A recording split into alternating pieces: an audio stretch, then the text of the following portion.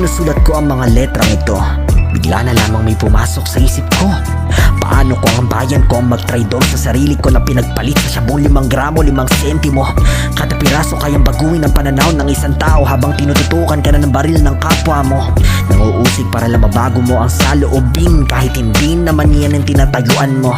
Punteriya nila yung mga dukha, akalain mo yun? Ika nila madaling ma-persuade ng mga taga roon. Nilalagyan ng tsupon, pinapakapon, inaampon, samantalang ang mga magulang nila'y hindi na matuon. Dignidad ng mga ito ikukulong na lang sa garapon, itatapon, pababayaan hanggang sa dumating ang lahat ng panahon. Sabay-sabay na lang tayong humarap sa poon, malamaraton ang daraanan sa paroroon. Sabi nila magiging maayos ang lahat, ngunit hanggang ngayon'y wala kang makikitang tapat. Kahit sama-sama tayo nahutok pa rin sa isang sulat, ang dalawang matay kailang kaya mamumulat.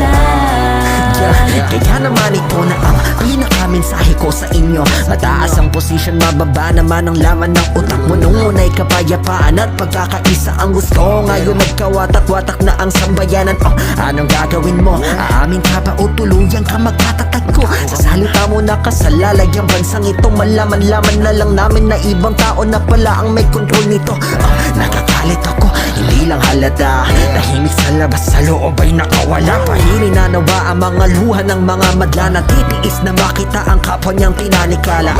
Pinaliwanag